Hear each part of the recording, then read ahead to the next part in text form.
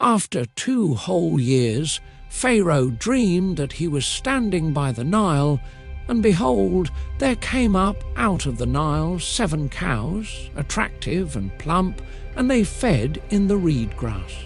And behold, 7 other cows, ugly and thin, came up out of the Nile after them, and stood by the other cows on the bank of the Nile.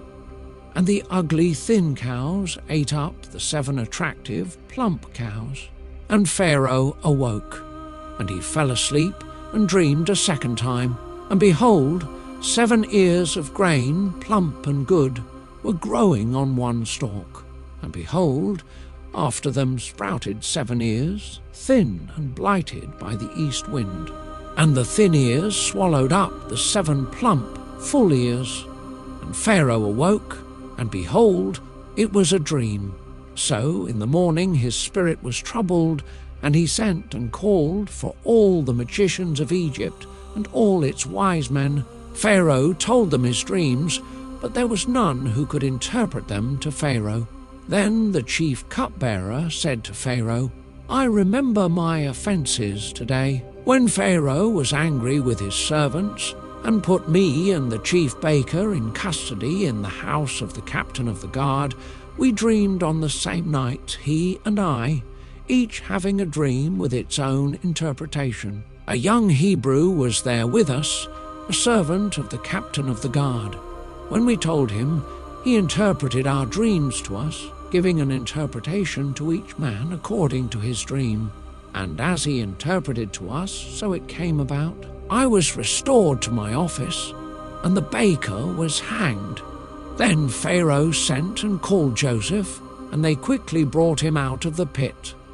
And when he had shaved himself and changed his clothes, he came in before Pharaoh. And Pharaoh said to Joseph, "I have had a dream, and there is no one who can interpret it. I have heard it said of you that when you hear a dream, you can interpret it." Joseph answered Pharaoh, "It is not in me. God will give Pharaoh a favorable answer." Then Pharaoh said to Joseph, "Behold, in my dream I was standing on the banks of the Nile. 7 cows, plump and attractive, came up out of the Nile and fed in the reed grass. 7 other cows came up after them, poor and very ugly and thin, such as I had never seen in all the land of Egypt. And the thin, ugly cows ate up the first 7 plump cows, but when they had eaten them, no one would have known that they had eaten them, for they were still as ugly as at the beginning. Then I awoke. I also saw in my dreams 7 ears growing on one stalk, full and good.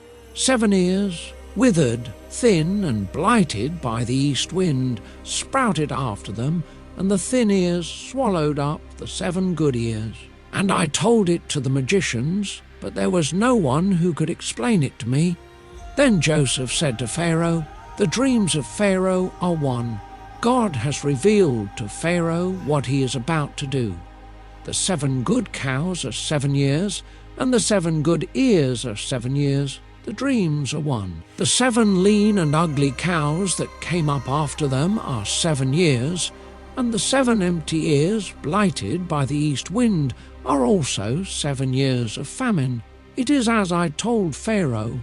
God has shown to Pharaoh what he is about to do. There will come 7 years of great plenty throughout all the land of Egypt, but after them there will arise 7 years of famine, and all the plenty will be forgotten in the land of Egypt. The famine will consume the land, and the plenty will be unknown in the land by reason of the famine that will follow, for it will be very severe. And the doubling of Pharaoh's dream means that the thing is fixed by God, and God will shortly bring it about.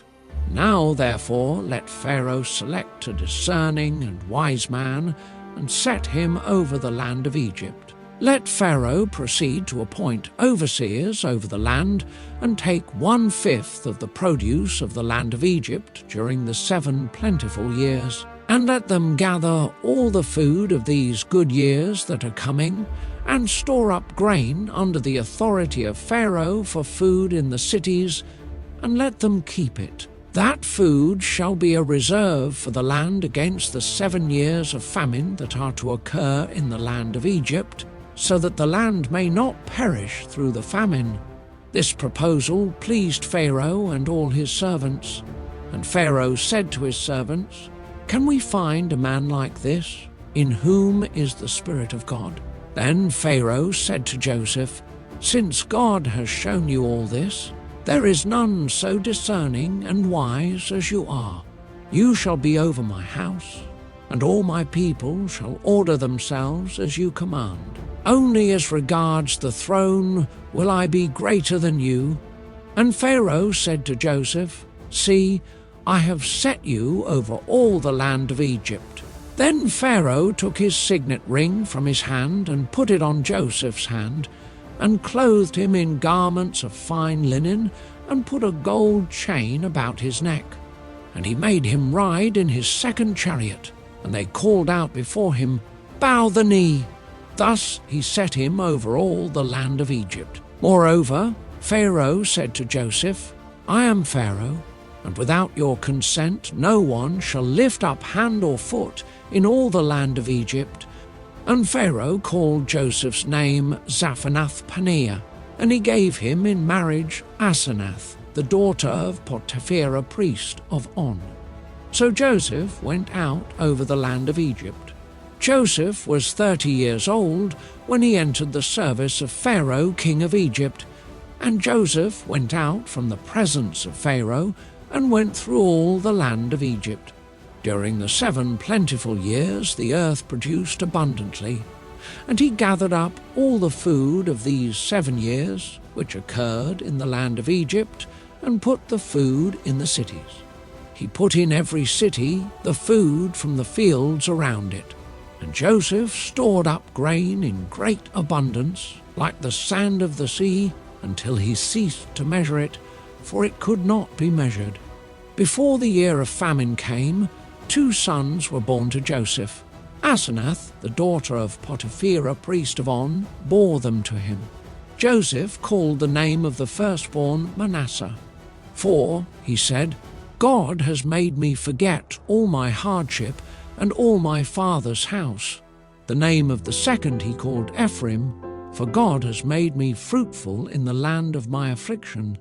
The 7 years of plenty that occurred in the land of Egypt came to an end, and the 7 years of famine began to come, as Joseph had said. There was famine in all lands, but in all the land of Egypt there was bread. When all the land of Egypt was famished, the people cried to Pharaoh for bread. Pharaoh said to all the Egyptians, "Go to Joseph. What he says to you, do." So when the famine had spread over all the land, Joseph opened all the storehouses and sold to the Egyptians, for the famine was severe in the land of Egypt. Moreover, all the earth came to Egypt to Joseph to buy grain, because the famine was severe over all the earth.